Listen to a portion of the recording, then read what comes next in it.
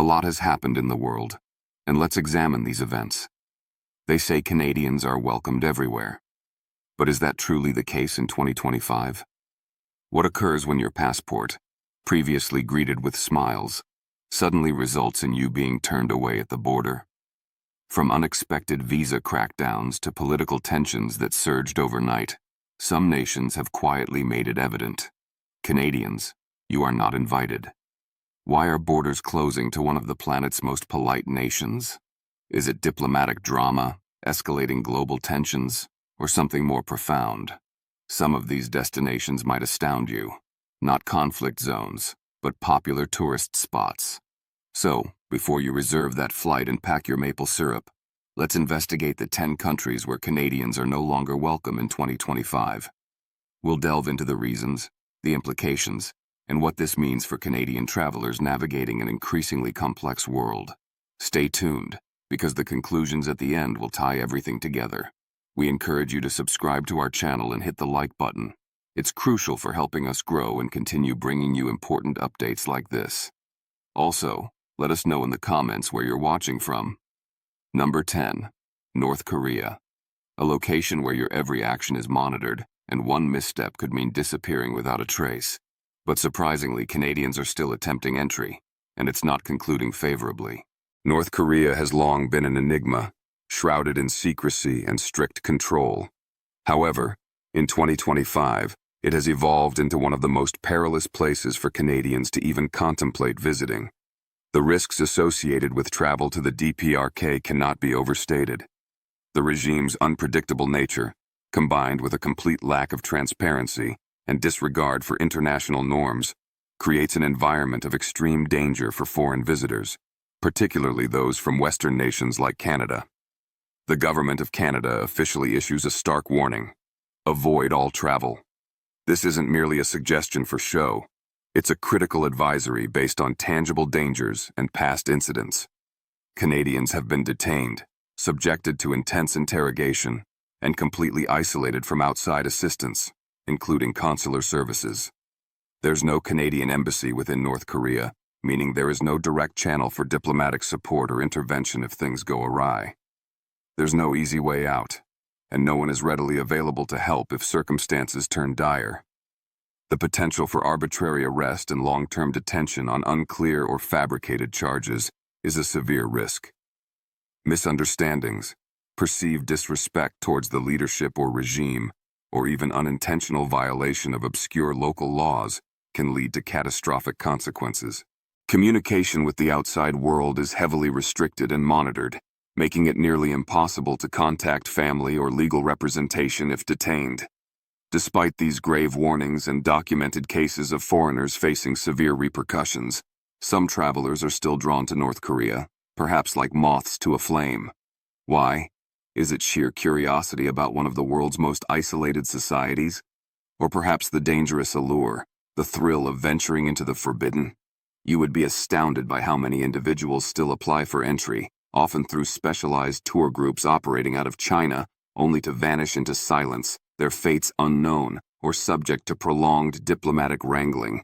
In a place where even expressing your thoughts freely can result in imprisonment or worse, one must seriously question: is the risk truly worth taking?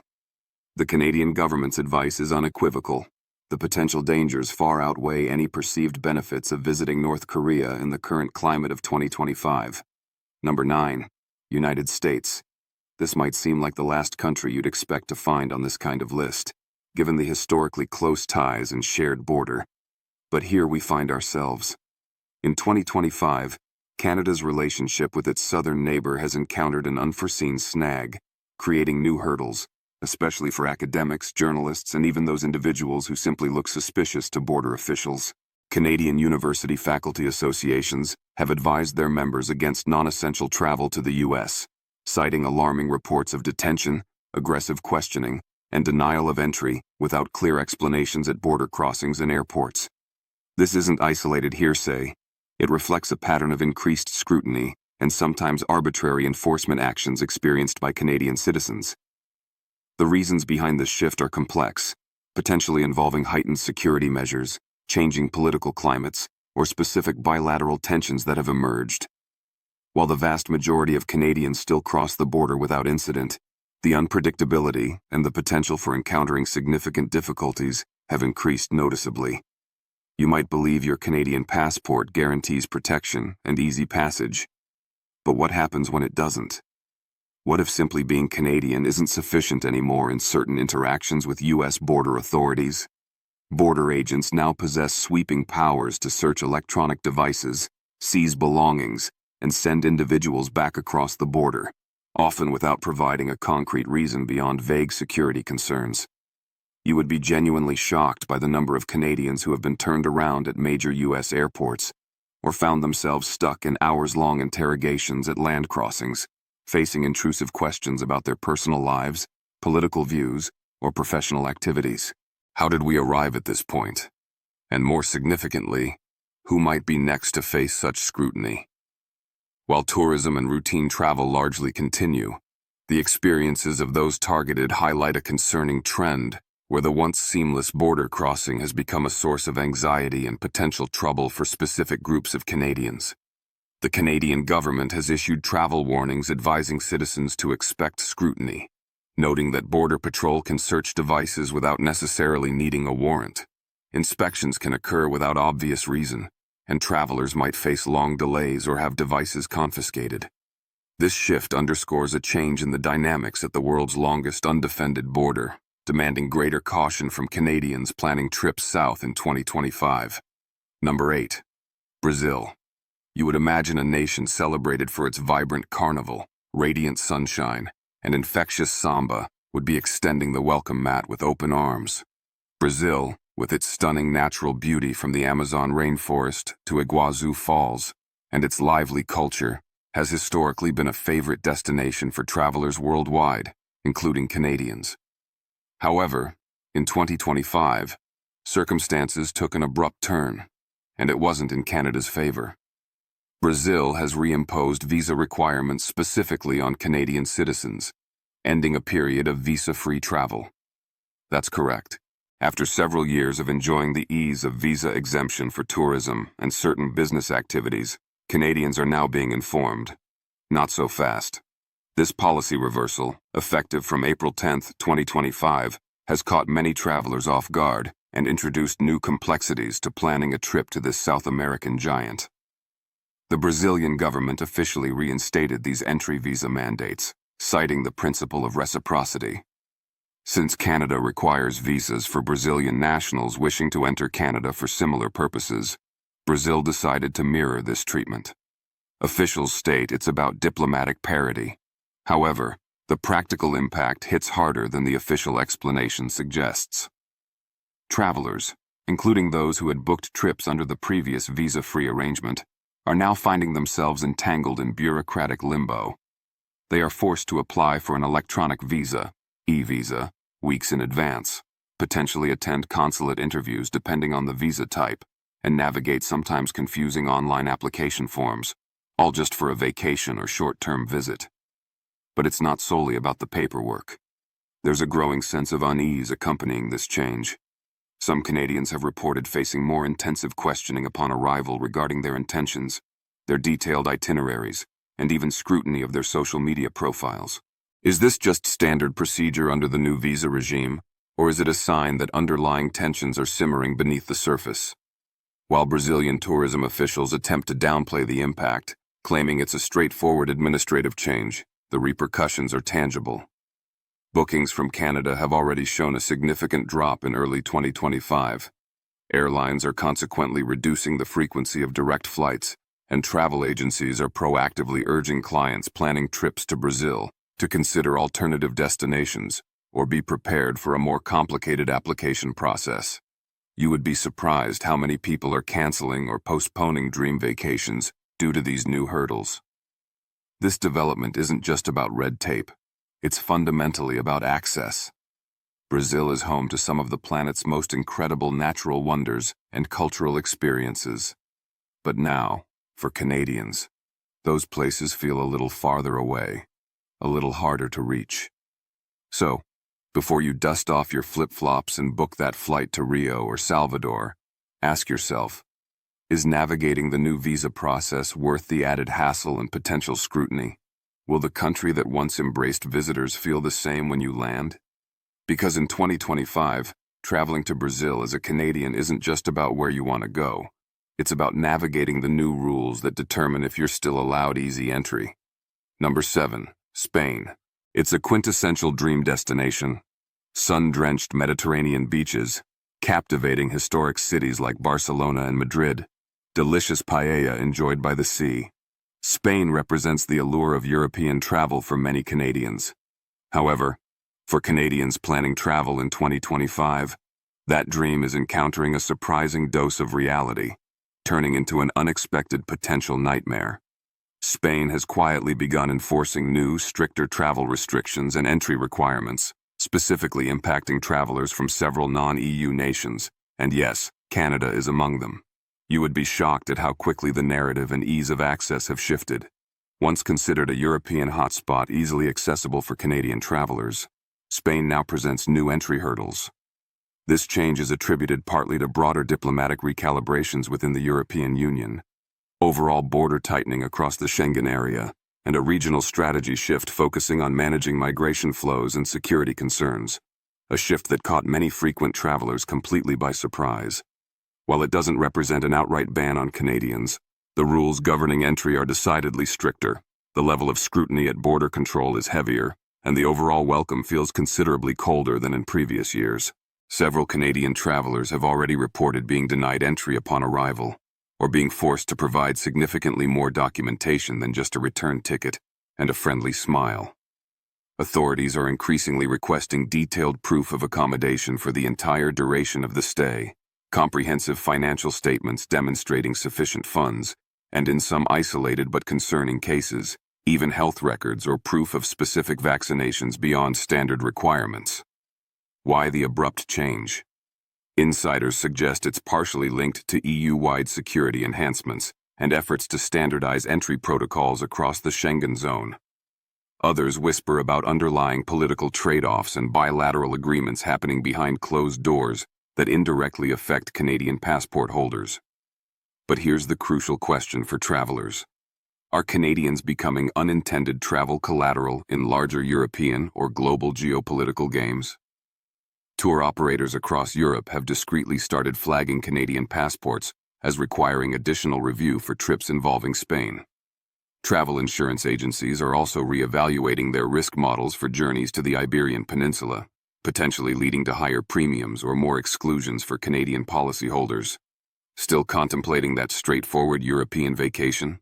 Think again. If your passport bears the maple leaf, be prepared for potentially longer lines at immigration, more pointed questions about your trip's purpose and duration, and sometimes, no entry allowed at all. And this situation might just be the beginning of a broader trend in Europe. So before you plan that Spanish getaway, understand that the process might be more involved than anticipated. Number 6. South Sudan. There are destinations where travel is merely inconvenient, perhaps uncomfortable. And then there exist places where venturing could literally cost you your life. South Sudan, the world's youngest nation established in 2011 after decades of conflict, might be officially on the world map, but for Canadians considering travel in 2025, it's effectively off-limits due to extreme and pervasive dangers. Officially, the Canadian government strongly advises against all travel to South Sudan. This isn't a recommendation aimed solely at adventure seekers or journalists looking for high-risk assignments. We are talking about a warning that applies to everyone. Business travelers, aid workers, individuals visiting family, even the most seasoned globetrotters are being explicitly warned. Do not go. Why such a definitive advisory? This isn't about navigating rough roads or dealing with unstable power grids. South Sudan remains deeply mired in conflict, political instability, and widespread violence. Chaos runs much deeper than just surface-level inconveniences. Violent clashes between various armed factions, ethnic militias operating with impunity, unpredictable military checkpoints where extortion or worse can occur, and a general breakdown of law and order define the landscape. It's an environment where personal safety simply cannot be guaranteed, regardless of precautions taken. You would be utterly shocked by how quickly a routine trip, even within the capital Juba or supposedly safer areas, can spiral into a life-or-death scenario. And here's the truly chilling aspect. Canadian citizens caught in emergencies, medical crises, or security incidents within South Sudan have extremely limited options for assistance. There is no resident Canadian embassy or consulate in the country. Consular support is handled remotely, often from neighboring countries, making immediate help virtually impossible. Furthermore, local authorities are often unable or unwilling to provide protection or assistance to foreign nationals. If you are arrested, injured, detained by an armed group, or worse, rescue or intervention may not be feasible. It's a documented reality, not fear-mongering. What might draw someone there in the first place, despite the overwhelming risks? Perhaps involvement in oil contracts, though most foreign operations are suspended. Participation in UN peacekeeping missions, highly controlled environments, or critical NGO work delivering essential aid. But here's the critical catch. Even these roles often lack adequate security protocols provided by the employing organizations, leaving individuals vulnerable. Some Canadians have been lured into the country by what appeared to be meaningful work or family connections, only to find themselves trapped in evacuation zones during sudden outbreaks of fighting or targeted due to their perceived foreign status. Canadians hoping to visit friends or family in the region face heartbreaking decisions. With commercial flights sporadic and unreliable, and many land borders partially closed or blocked by rebel forces, even attempting to leave South Sudan can become a high-stakes, dangerous operation. So, before you even remotely consider punching in Juba as your destination or dream about contributing to rebuilding efforts in this troubled land, ask yourself, how far is too far? Because in South Sudan, even a small, seemingly calculated step can lead directly into the perilous unknown, a place where your government explicitly states it cannot ensure your safety. Number 5. Somalia. Some travel destinations challenge your comfort zone. This one tests your fundamental survival instincts. Somalia, located in the Horn of Africa, is, without question, one of the most dangerous and volatile places on Earth for Canadian travelers to venture into in 2025. And yet, incredibly, some people are still attempting to go, often for clan connections, specific business dealings, or humanitarian work. But guess what? Many who enter do not return the same, if they return at all. Canadian authorities aren't mincing words or sugarcoating the situation. The official advice is to avoid all travel to Somalia. This isn't a suggestion to merely consider alternatives or exercise caution. It's a full-stop red alert warning indicating extreme peril. The reasons are stark and numerous. Widespread terrorism, primarily orchestrated by the Al-Shabaab extremist group, an ongoing complex civil conflict involving multiple factions, rampant piracy off its extensive coastline, though reduced, still a threat, and a staggering, persistent lack of effective government control over vast regions of the country. You'd be shocked how many Canadians have been kidnapped, held for ransom, or worse in recent years. Some were targeted specifically for ransom. Others simply vanished without a trace while traveling through contested areas. Armed groups deliberately target foreigners, and possessing a Canadian passport isn't a shield. It's perceived as a spotlight, potentially marking you as a valuable target. Even major cities like Mogadishu, despite efforts toward stabilization, offer minimal safety guarantees. Hotels frequented by foreigners, airports, government buildings, and public gatherings are all potential targets for bombings and attacks. Unlike more stable countries, Somalia lacks the basic infrastructure and functioning state apparatus to respond effectively to threats or emergencies. If an emergency strikes, medical, security, or otherwise, obtaining help might be hours, days, or entirely impossible. There are also growing concerns about misinformation circulating on social media, where some influencers might downplay the extreme risks involved in adventure travel or visiting specific regions. Do not be fooled. What appears as a visit to a remote village or a unique cultural experience on a YouTube channel could be masking a far more dangerous and deadly reality. The Canadian government works closely with international allies to monitor the volatile situation, but consular access within Somalia is incredibly limited and often impossible outside very specific, secured zones in Mogadishu. If you are arrested by a local faction, injured in an attack, or kidnapped, rescue might not be a viable option. Your home government cannot guarantee your safety or extraction. Still contemplating a trip for business, charity, journalism, or family reasons? Here's a crucial wake-up call. Several international aid organizations have already withdrawn their non-essential staff from Somalia in 2025 due to escalating threats and security incidents. The few who remain operate under extremely stringent security measures, often confined to heavily guarded compounds or traveling with military escorts. Is there any reason compelling enough to risk everything in such an environment? Number 4. Syria. There's palpable history in the air. Literally thousands of years of it, etched into the ancient stones and landscapes. But beneath the layers of ruins and priceless relics lies a present reality far more dangerous and complex than it might appear from afar. Syria remains one of the most hostile and hazardous environments for Canadians to consider traveling to in 2025. It's not just about the lingering effects of war. It's about what that devastating war has left in its wake.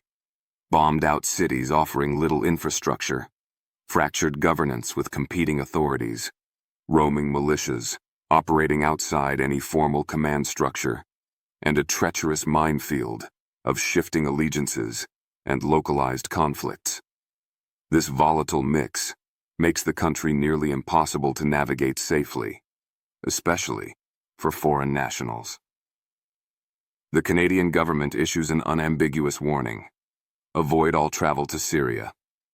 This is not a suggestion. It's a directive based on extreme and ongoing risks. You'd be shocked how many people still attempt to go, perhaps chasing family ties, engaging in specific humanitarian efforts, often through highly restricted channels, or drawn by a sense of connection to a land that once thrived culturally and historically.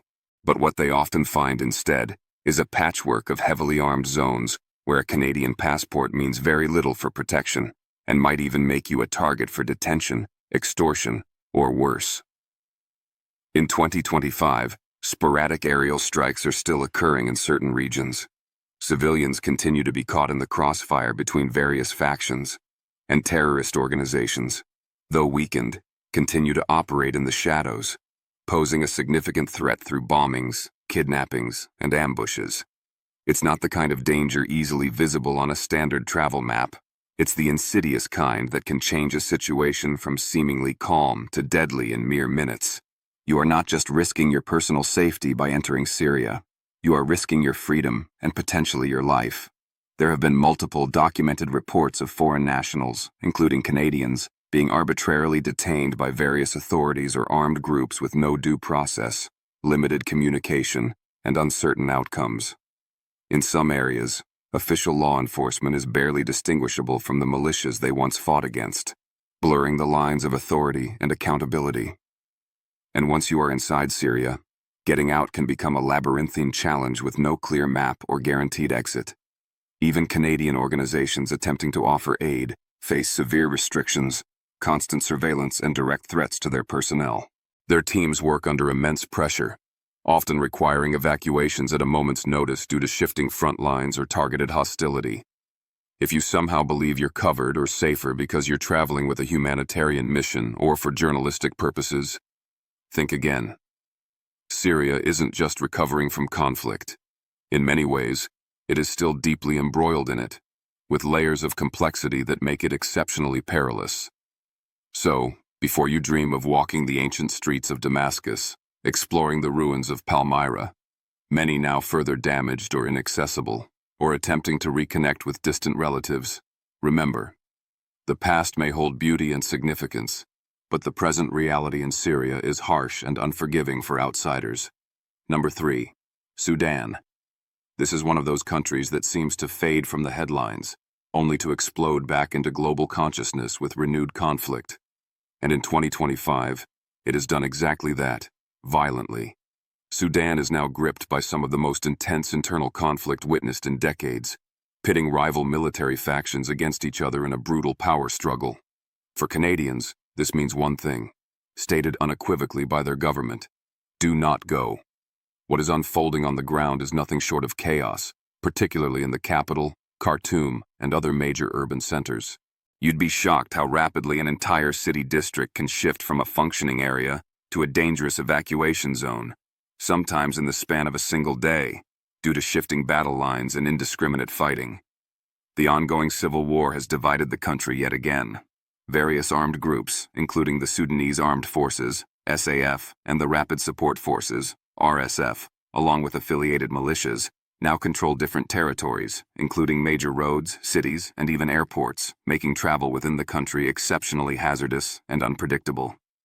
In April 2025, multiple foreign nationals, including some Canadians, were trapped during a sudden and intense siege of Khartoum. They found themselves caught in the crossfire, unable to leave safely. Some had to be rescued through high-risk emergency extraction operations coordinated by international efforts. Others, tragically, were not so fortunate. Canada has closed its embassy in Sudan indefinitely due to the extreme security situation. All consular support is now handled remotely, primarily from neighboring countries like Egypt or Kenya. However, this support is severely limited by the reality on the ground. If communication lines are down, which frequently happens, or if movement is restricted by fighting, obtaining help could be nearly impossible. Power outages are widespread. Internet access is often blocked by warring factions, and the general infrastructure is crumbling under the weight of the conflict. There are credible reports of widespread looting, mass displacement of civilians fleeing the violence, and even instances of forced conscription into fighting forces by rebel groups or militias in areas they control. If you are caught in the wrong place at the wrong time in Sudan, your options for assistance are extremely limited, and rescue cannot be guaranteed. And yes, Canadians have been targeted, not necessarily because of their nationality itself, but because foreigners are often perceived as valuable assets for ransom or political leverage by various armed groups. Even border crossings into neighboring countries like Chad, South Sudan, or Ethiopia are unstable and dangerous, often controlled by unpredictable armed elements or closed entirely due to the conflict spillover. So, once you're inside Sudan, you're not just stepping into danger, you're stepping into a potential trap with few viable escape routes. What might draw people into such a perilous situation? Some might be attempting to reconnect with family caught in the conflict. Others might be involved in long-standing humanitarian aid programs, most of which are now suspended or operating under extreme duress. But the reality on the ground doesn't care about good intentions. It only cares about survival amid the chaos. The Canadian government's warning is stark. Avoid all travel. Number 2. South Africa. It's renowned as a land of breathtaking landscapes, from the iconic Table Mountain overlooking Cape Town to the vast Kruger National Park, teeming with wildlife. It boasts diverse cultures, a complex history, and a generally booming tourism industry that attracts visitors from across the globe. However, beneath this beautiful surface, South Africa in 2025 is rapidly becoming a place where Canadians, among other foreign nationals, are seriously rethinking their travel plans due to alarming safety concerns. You'd be shocked to learn that South Africa, despite its many attractions, currently ranks as one of the most dangerous countries in the world based on crime statistics, particularly violent crime, making it a high-risk destination for Canadian visitors right now. Sure, the allure of its stunning beaches, world-class vineyards, and unique wildlife encounters might make you think it's a perfect holiday paradise. But underneath, a complex and troubling web of high crime rates, persistent political instability affecting governance, and significant economic turmoil is actively brewing, creating a volatile environment. South Africa's crime rates, especially in major urban centers like Johannesburg, Cape Town, Durban, and Pretoria, are among the highest globally. Violent crime, including armed robberies, carjackings, home invasions, and assaults, is distressingly common and frequently targets tourists who are perceived as wealthy or vulnerable. In 2025, Canadians traveling to South Africa are explicitly warned by their government to exercise extreme caution at all times. The Canadian government has issued updated and specific travel advisories urging travelers to avoid certain high-crime areas, particularly after dark, and to be constantly aware of their surroundings. Even areas previously considered safe escapes from urban life, like some remote lodges or even certain wildlife conservation areas, are becoming increasingly dangerous. Wildlife reserves and parks popular for safaris have faced rising threats from sophisticated poaching gangs and other armed groups, who may also target tourists for robbery or kidnapping. And it's not just about physical safety concerns. The economic instability, marked by staggering high unemployment rates and rampant inflation, is pushing more and more South Africans into desperate circumstances. This desperation fuels opportunistic crime, making theft and robbery an unfortunate reality for many locals and a significant risk for visitors. With unemployment rates hitting alarming highs and inflation running wild, even the local population faces a challenging uphill battle for daily survival, which can sometimes spill over into aggression or crime directed towards perceived outsiders. Security measures have been ramped up in tourist areas, but so has the brazenness of the violence in some cases. The reality is that, currently, no one feels truly safe in certain parts of the country, and even the most seasoned travelers can find themselves vulnerable. But guess what? It's not just the cities that are risky. Even remote areas, often sought out as safe havens, are experiencing increased incidents.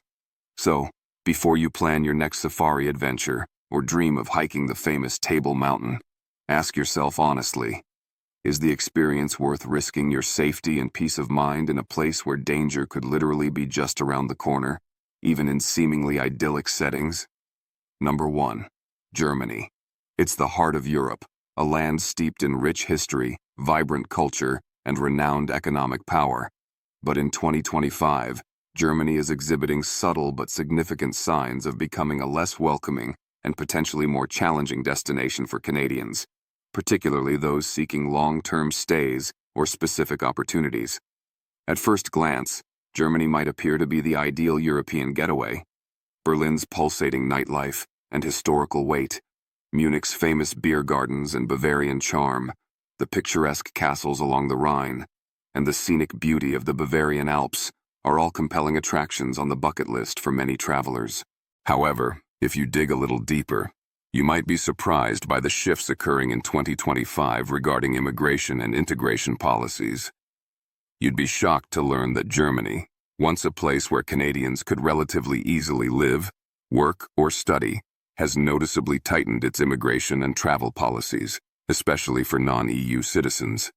The once relatively easy passage into the country for extended periods now comes with significantly more bureaucratic hurdles and scrutiny, especially for individuals looking to stay long-term, work, or pursue higher education. Canada's official travel advisory for Germany in 2025 highlights these increasing challenges for Canadian citizens, particularly in sectors like business immigration and academic exchanges. Work visas, which used to be fairly straightforward to obtain for qualified Canadians, now often involve extensive documentation requirements, proof of specific job offers meeting stringent criteria, and potentially longer waiting periods for processing. This is especially true in highly competitive fields or regions experiencing high demand for local labor. Universities that once enthusiastically welcomed Canadian exchange students and researchers with open arms are now becoming more selective in choosing applicants, sometimes citing rising overall immigration numbers and the need to manage resources. They may implicitly or explicitly prioritize EU applicants or those filling specific niche academic needs, making it harder for general Canadian students to secure spots. But that might not even be the worst part for some. With a large influx of refugees and migrants from various global crises in recent years, local resources in Germany, housing, social services, integration programs, are undeniably stretched thin in many areas. This strain has unfortunately resulted in rising social tensions in some communities, particularly around issues of economic opportunity and social integration. While Germany remains a generally safe and orderly country, Canadians traveling to certain regions, especially less affluent urban neighborhoods or areas with high migrant populations, are advised by their government to proceed with caution and be aware of potential localized friction or anti-immigrant sentiment, although this rarely targets Canadians directly. Moreover, the overall cost of living has soared across Germany, especially in major metropolitan hubs like Berlin, Munich, Hamburg, and Frankfurt. Rent prices, in particular, are skyrocketing, making affordable housing a major challenge. While the German economy remains fundamentally stable, the affordability of everyday life, groceries, transportation, utilities, is increasingly out of reach for many, including students and temporary workers. This financial pressure has contributed to protests and strikes related to wages and living costs in some sectors, making certain regions feel more volatile than they were in the past. Germany, long known for its structure, efficiency, and order, now feels like a subtly different place for some non-Europeans. It's a country where stability is being tested by external pressures and internal adjustments, and the cost of visiting or staying has undeniably never been higher. So, before you book that supposedly cheap flight to explore Europe via Germany, ask yourself, is Germany still the easy, seamless destination it once was for Canadians? Or are the new hurdles and rising costs something to seriously factor into your plans? From the intense chaos of South Sudan and Somalia to the surprising bureaucratic turns in Germany and Brazil, these 10 countries in 2025 have become increasingly difficult, and in some cases, extremely dangerous for Canadian travelers. What seemed like easy escapes, cultural exchanges, or viable work opportunities are now fraught with heightened risks, complex red tape, and rising geopolitical or internal tensions. But here's the crucial truth we must all grasp. Knowledge is power. By staying informed about the changing realities on the ground, understanding the specific warnings issued by reliable sources like the Canadian government, and conducting your own thorough research, you can make safer, smarter decisions about your international travel. If you found this video eye-opening and informative, please don't forget to subscribe to our channel, give this video a like, and share it with your friends, family, and fellow travelers. Your support is vital. It keeps us going, enabling us to bring you the latest insights, crucial updates, and necessary warnings about where Canadians are, and potentially aren't, welcome or safe around the globe. Stay safe, stay informed, research diligently, and always think critically before you travel, especially in these uncertain times.